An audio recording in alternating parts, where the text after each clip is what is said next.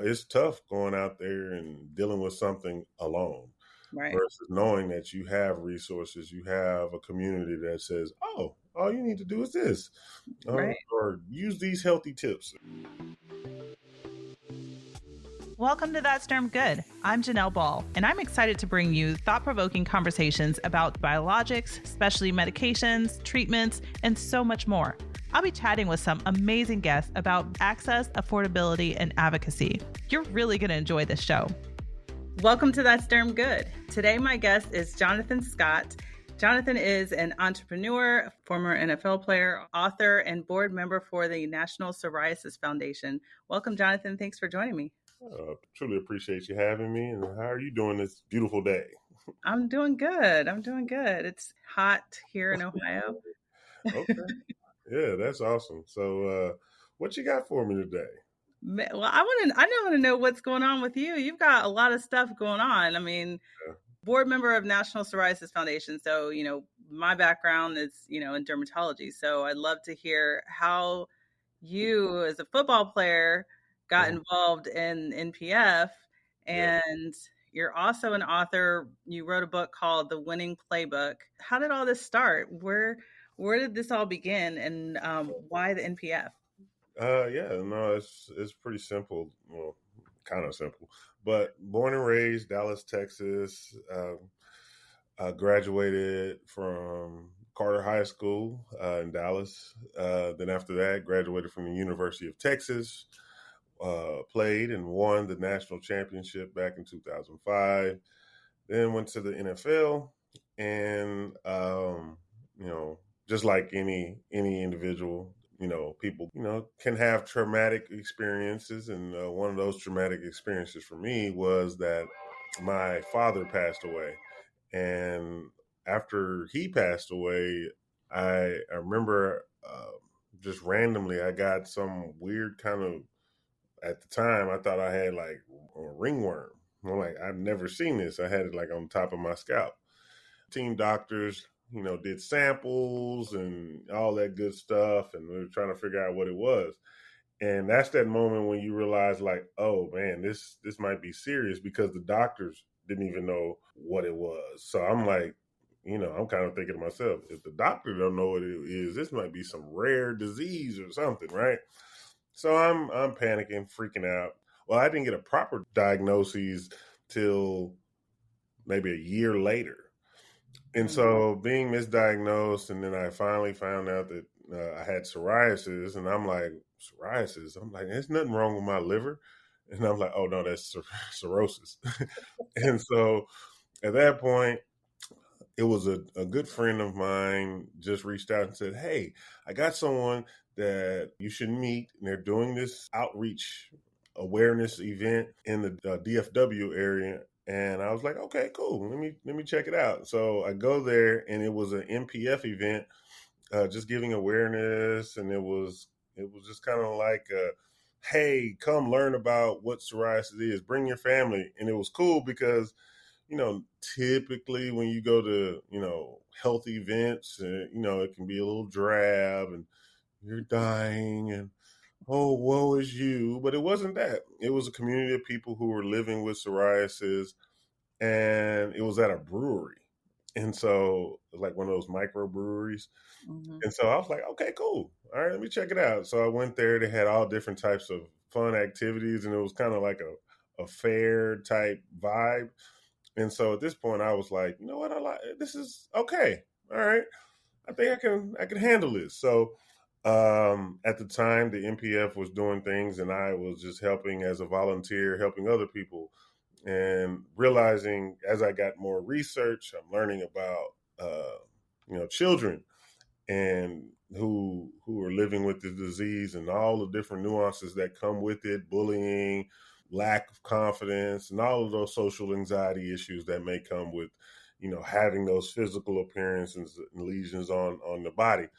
So I said, you know what, let me see if I can be of help and be a steward, and give some motivation, give some help, to those who may be inspired by it. And the impact was good. The impact was like, man, can you come back? Can you speak again? We loved you, this, that, and the other. So the response was great. And so at that point, I was just, just doing, what God told me to do, is just to empower my people. And doing that, someone said, hey, would you consider taking a leadership role with the NPF? And I was like, how so? At the time, the CEO there was like, hey, we would really love to have you. I think you can be a great asset. And I was like, all right. So that didn't take fruition immediately. Why? Because at the time, I was with Leo Pharma, a pharmaceutical company based out of Denmark. And, you can't be a spokesperson for a pharmaceutical company and be in the NPF. So I did some initiatives with NPF on behalf of Leo Pharma for like 4 years. And they seen me going to the team conferences and all that good stuff. And they was like, you know what? That was one of the reasons why they said, you know what, we really want you to be a part of the NPF. So after, I kind of did my contract with Leo Pharma, next thing you know, boom. And I found out, this is kind of cool fact. So this is what I was told. I can't necessarily verify it other than someone telling me this. So the finalists for the board, who are they going to pick for, new board members? I was I guess I was in the final round with Kim Kardashian. And so I beat out Kim Kardashian. So that was my little fun little snippet. So after all that, I just, continued to try to help and lead, and did some things on Capitol Hill with advocacy, just bringing awareness, and especially bringing awareness for people of color, and understanding all the nuances that come with detecting and seeing and understanding the experience with people of color that have psoriasis. So at the end of the day, it's just being a steward to the people, steward to my community, my psoriatic community, Black community, football community, entrepreneurial community, you name it. So I just try to put good things back in the world, because we all have a X amount of time here on earth. So just the way I was raised is just put more good than you take out of the world. So this is just my contribution. Not necessarily looking for, I'm not looking for fame or anything like that. It's just being a good steward, Yeah. So, that's kind of in a nutshell. Well, first, dermatology, everybody in derm likes to have fun. So I'm not surprised by, but you're like, oh, this is actually cool. Yeah. And the cool thing is this, I've come across so many great leaders in the psoriatic community when it comes to physicians. One of my faves is Dr. Mentor. He's based in Dallas. He's retired now, but man, it was always fun going into his office, and they had a real good morale. So you're right. Derm is not it's like going into your oncologist. It's just like, oh, it's usually bad news when you go to your oncologist. Usually, but anyway, that's funny. So when you were first diagnosed, how did that diagnosis affect you? Did you think immediately like, oh, this is caused by stress? How did this even happen? Did you know anyone that had psoriasis? Yeah, no, I knew no one. When this disease was introduced to me, I thought it was cirrhosis. So I had no information. I was just completely ignorant to it. My initial feeling, it was petrified, At the time, it felt like something, when someone says, oh, he has this rare heart condition, or, oh, they have this rare blood type condition. It was one of those things. It was so rare. I've never heard of it. You've heard of cancer or hypertension, heart disease. You've heard of these, but I didn't hear of psoriasis. So the initial reaction was petrified. But as you come around a lot of great physicians and people who understand psoriasis and psoriatic disease, you start to just get, more informed. And then now, once you become more informed, you say, you know what, now we can work on the mental aspect of it and say, you know what, I'm not suffering. That's one thing I say. I'm not suffering from psoriasis. I'm Mm. living with psoriasis. So, and that's a mindset. So, Yeah. that's just one of the things that I try to convey is like, you're not suffering. Suffrage is a state of mind. And so with treatments and all those different things, I mean, I don't know, but your boy's skin looked pretty good, so it's okay. I mean, I did have the lesions and the dark spots and blotchy and all the different things. So Hmm. once you start understanding inflammation and Hmm. understanding the nuances of that, you take your health from a more holistic standpoint and just try to make better choices. And Yeah. uh, Were you playing football at the time? Yeah, I was. It was probably like halfway through my career. Well, actually, it was the fourth year of my tenure.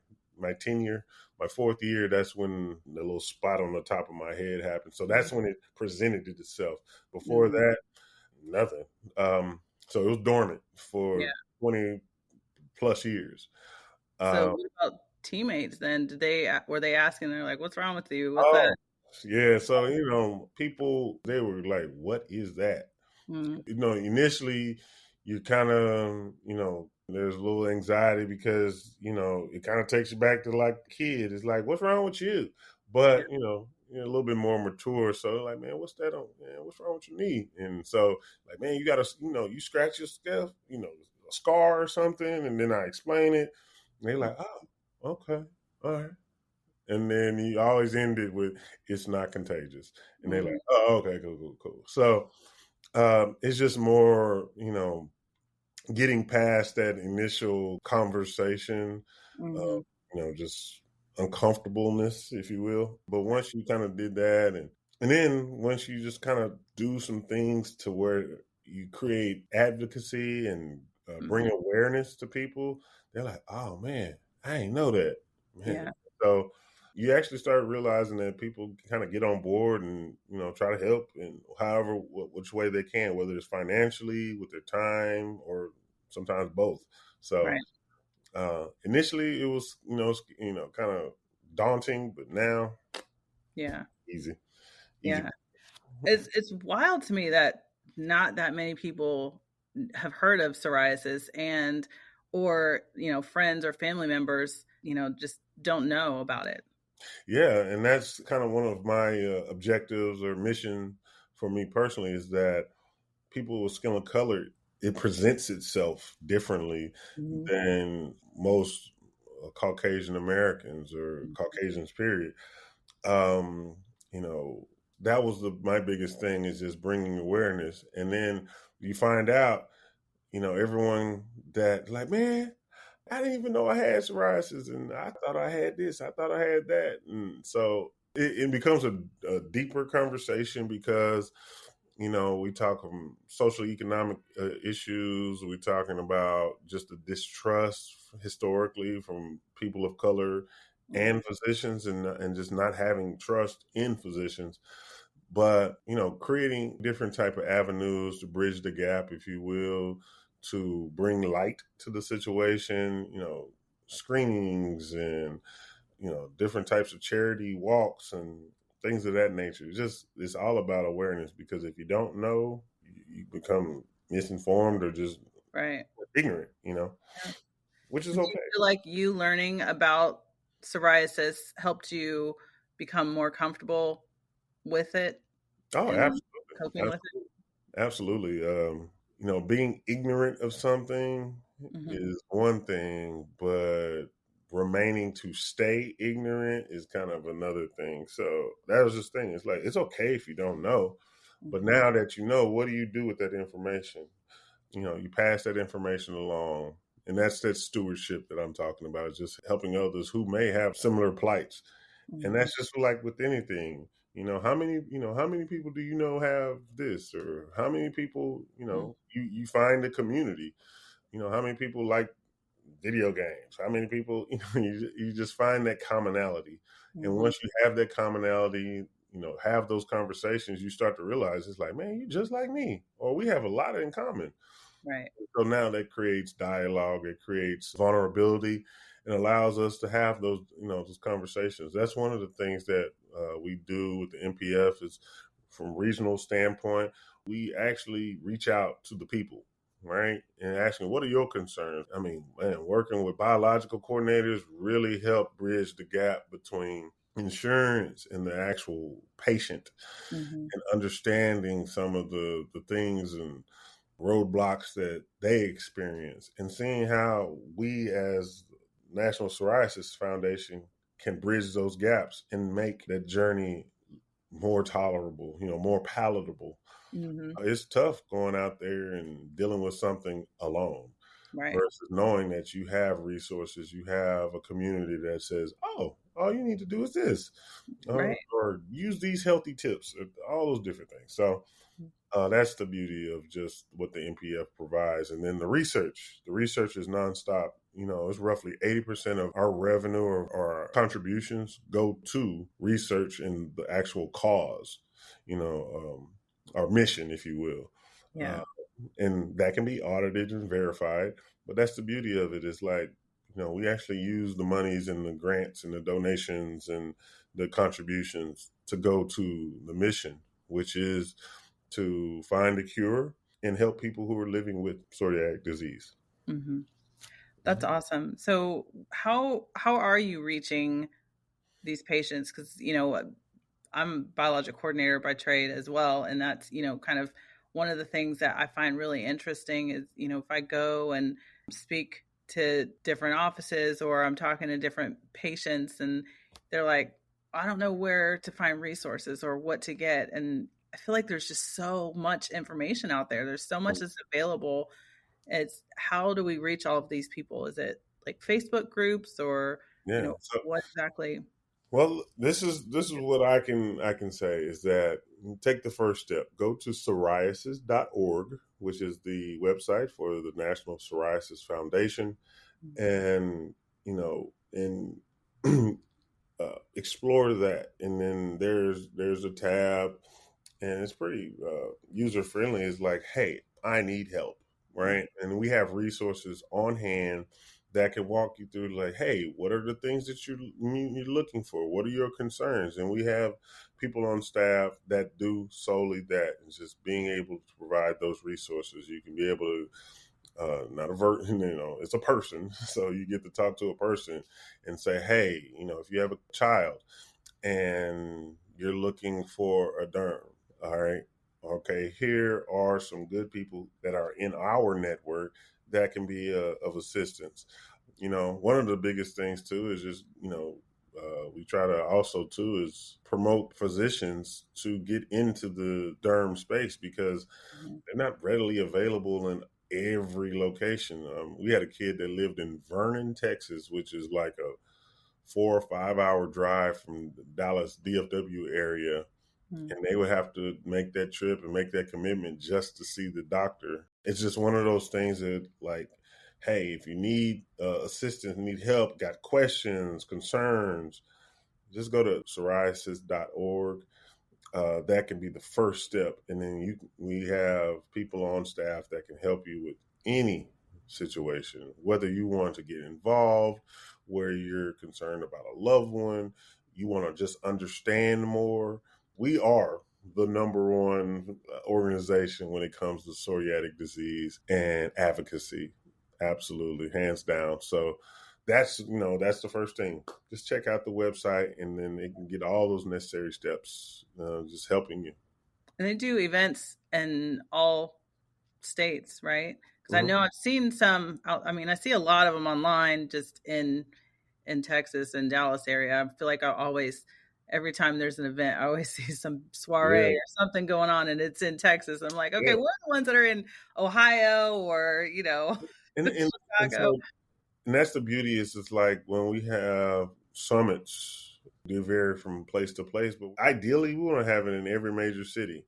Right now, kind of the bigger hubs, if you will, is on the eastern side. New York, Chicago, Atlanta, Texas, Houston, or Dallas, Houston, and the West Coast, and like California, San Diego, LA. But that's the beauty. It's just like we also have initiatives to how you would like to be involved, wherever you're from. And we listen to those concerns. We understand that people are all over the country, all over the world.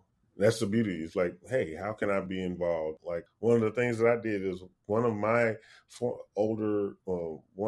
biologic coordinators was in Dallas, and we understand that biologic coordinators know all the ins and outs when it comes to understanding the patient, understanding, Mm-hmm. the constituent. So those voices, those concerns are very important to us.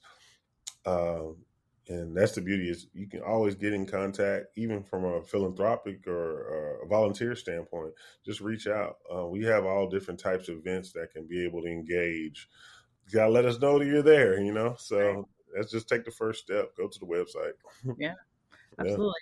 So this stat it blows my mind every time I read it. I think it's in one of my talks that I do, but Mhm. the NPF put out approximately 7.5 million people in the U.S. have psoriasis. I don't Mhm. even know if that's counting children. I feel like it might be just adults, but that's Yeah. wild. That number is dealing with some children, but mostly adults. Hmm. And then that's kind of where my heartstring is, helping kids, because man, can you imagine me? I was lucky, started becoming a part of my life until I was a grown up, a young adult. Can you imagine if you're a little 4-year-old Yeah, and you're dealing with these cruel little kids talking about you, and then a lot of times, younger kids can't take biologics until they get like what right. 17 years old. So um yeah, it can be tough. So that's kind of where my heartstrings was. I did teen conferences Mm. and just understanding their perspective. I was like, man, this is tough for them. I got Yeah, I feel like it's such a important age range. Like when you're getting into the preteen or teenagers that already have been diagnosed and that are, in school and that are dealing with coping and trying to understand their condition, understand how to take care of themselves, but also understand how to navigate meeting new people that are, going to school and, switching from fifth grade to sixth grade and or going from middle school to high school. Yep. It's wild that they have so much pressure on them, and it's almost like they got to mature a little bit faster so that they can understand how to deal with it. Yeah, and on the bright side of things, remember when I said I worked with Leo Pharma? Mm. There's a kid, Braden, that we did a whole kind of journey with, and talking to Braden's mom and his little brother Austin. Braden had psoriasis, and at the time he was like in middle school, and we kept in touch, right, with the family. Hmm. And it was so cool is that now he's gotten, he can take the biologics and stuff like that. And he was a senior in high school. And the boy, he got muscles and he's strong and his face is cleared. And just hearing the story from the mom, she was just so grateful of just, thank you, just being an inspiration for Braden. He's going to college now. He's playing football. He's loving life, and that's just good to hear. Is that that people can be very productive, even living with this disease, because it's only debilitating if you allow it to mentally be debilitating. But Hmm. it's like anything else, is that you got to work out the mind, you got to work out the muscles, you got to work out the body, from literally and figuratively, to navigate with it. So Yeah, that's the beauty of it. yeah. So, what exactly is your role then as a board member with NPF? Based off of my contract, to guide and oversight, right? So Hmm. we guide the employees within the company, help them with direction, Hmm. utilize our influence, whether that is monetary influence, bringing other people to bring awareness to the organization, because at the end of the day, money is what helps drive the research, Hmm. help drive the initiative. So, and then the oversight is just making everything is clear and above board, So that's my role from a leadership standpoint. And then on top of that, I work with a lot of the employees, the team at NPF, because we're based in Alexandria, DC area. And because that was a big thing, is that we shift all the way from Oregon to the East Coast. And it's just, at the end of the day, it's just helping those different regional directors and things. Like, I talk to our regional director all the time with different nuances. We got a walk coming up in DFW area in late summer, early fall. That's a big thing. And then we have the same thing in Atlanta. So it's just constantly trying to bring more and more awareness. Bring your family, bring your loved ones, bring the people who got deep pockets. We say bring them all, right? Just to bring awareness, because at the end of the day, our mission and our objective is to find a cure for psoriatic disease and help people who are living with it. Yeah, that'd be amazing. Oh yeah, we're gonna do it. Don't worry about it. We're gonna do it. We're gonna do it. May take a little time, but we're gonna do it. We're gonna do it. Yeah. So you're busy. You got a lot going on. So when did you have time to write a book? Well, that's one thing I can definitely say, is that I learned something when I was in college.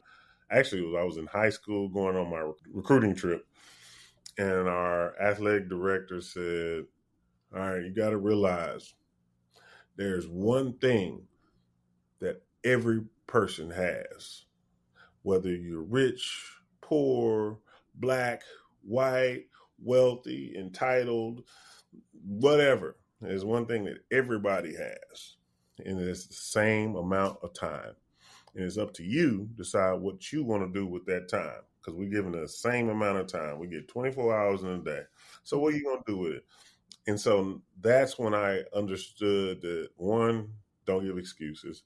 Two, is that it's what we dedicate our time to, right? And then on top of that, I learned how to work smarter, not harder. So me coming from the ultimate team sport, which is football, I know how to leverage relationships, right? Look, I tell people I am an author, not a writer. There's a difference. So I told my perspective, and then I did that, and I said, hey, let me get an editor that can mold and put the pretty bow around it, but these are my words. Mm-hmm. And so that's the thing, is like, who can tell my story better than me, or tell my experience better than me? Nobody. But someone can make it more presentable and more palatable. And that's where the teamwork aspect comes in. So opportunity presented itself, and I just spoke on what I knew. And I utilized team members to do it. So it wasn't one of those things where I was Edgar Allan Poe and I'm like writing every word verbatim. I outlined what I wanted to talk about, and then I spoke. AI is amazing.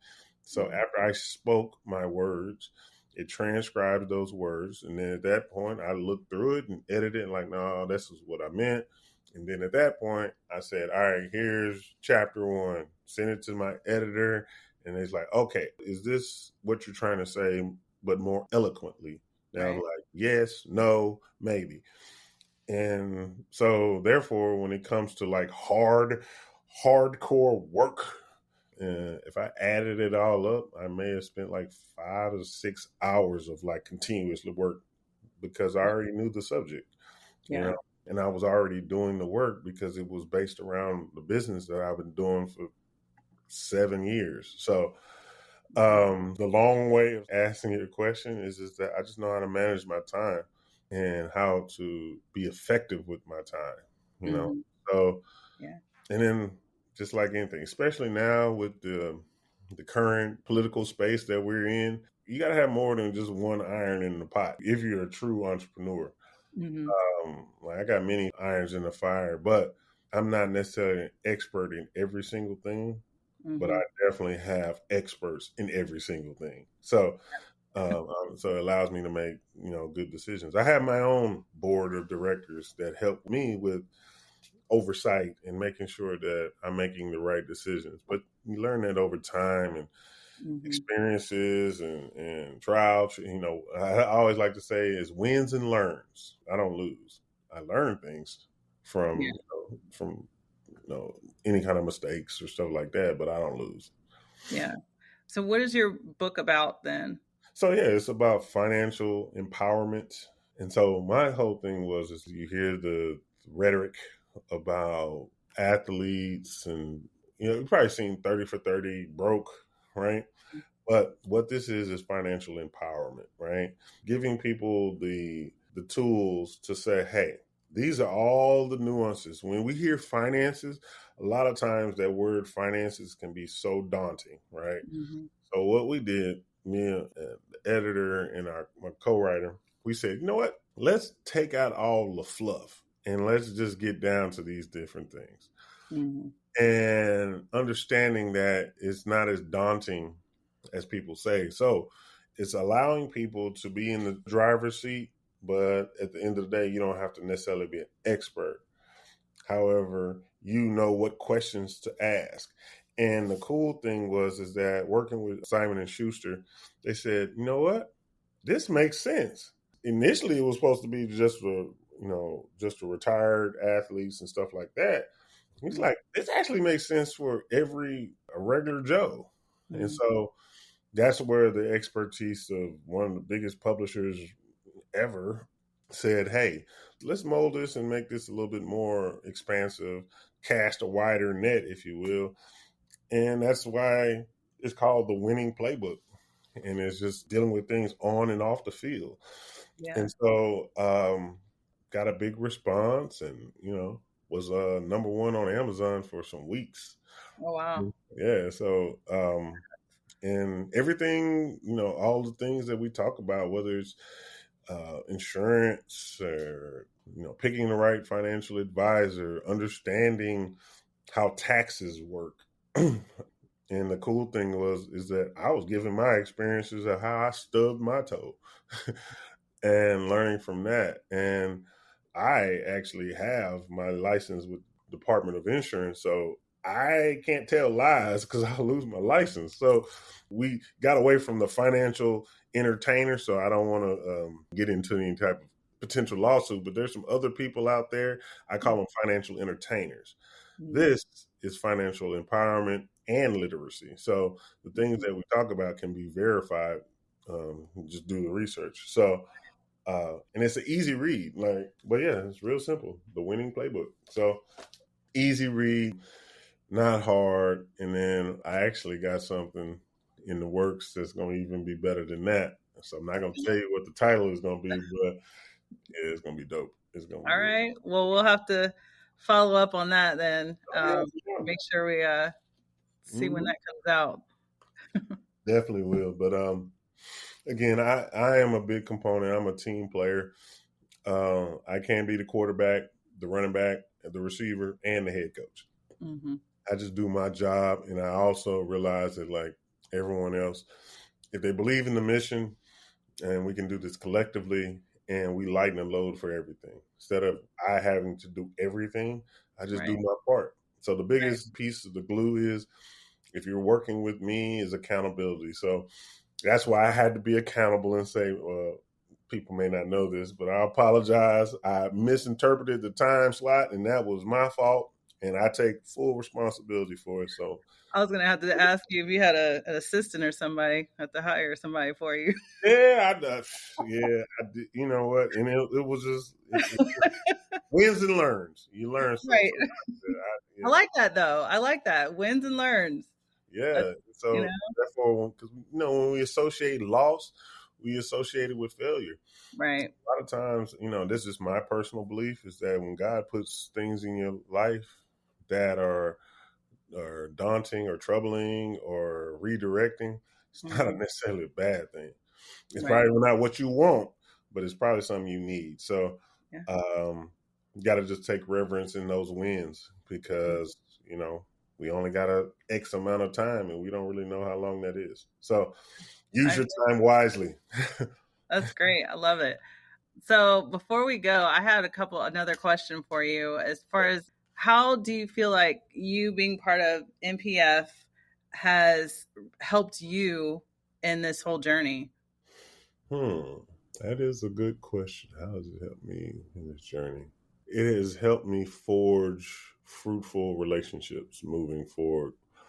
I have a stronger network than I had ever had before. I have more credibility walking into certain arenas that may not necessarily be my discipline or my expertise. And just learning and just meeting new people and just expanding, my reach. And my reach is not tied to my ego. It's tied to my purpose, which is to empower people. So I always say is like, I'm glad I have psoriasis. And a lot of people may not say that. I'm glad I have psoriasis because it's allowed me to expand or extend my message, help people. Because, without that, I wouldn't have met this person or I wouldn't have had this opportunity.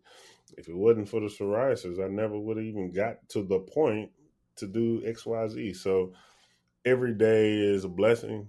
And I'm just thankful that I'm getting to wake up and take a new step in the new journey. I mean, because I've started a new journey now.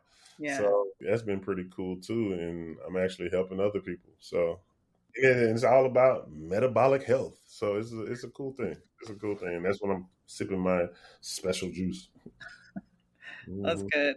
So any final thoughts or advice for anyone that's been newly diagnosed or dealing with, some anxiety or embarrassment with psoriasis? Yeah. Well, I would say, one, you're not alone. And so come on out of that closet of fear and anxiety and just get to your nearest smartphone or laptop and just type in National Psoriasis Foundation on Google or ChatGPT and just go to psoriasis.org. And we have the resources that can help. We have people that you can reach out to, talk to be informed. We have numerous events all over the country. Come on, be a part of it. Everything is not just money. It can be research. It can be advocacy. It could be volunteering. You just want simple resources. Find a good doctor or find a good biological coordinator. Like, we're connected so many different ways. We have a medical board as well as our executive board. So we have people who are the best at what they do. Yeah. And take that simple step and just get on the website and go to psoriasis.org. That's simple. All right. Well, thank you so much, Jonathan. It was such a pleasure talking to you. And it was awesome to hear your story and look forward to checking out your new book. All right. But also the one that you have too as well. Oh, yeah. We got all kinds of things in the fire. So that's just one of the many things. So yeah, I'm excited about everything to come. So. Yeah. Thank you. Cool. Appreciate it. Thanks for spending a few minutes with me and listening to That's Derm Good. You can expect new episodes of That's Derm Good every week. The podcast is available on your favorite app, including where you're listening right now. Subscribe to the podcast so you never miss a new episode. Bye.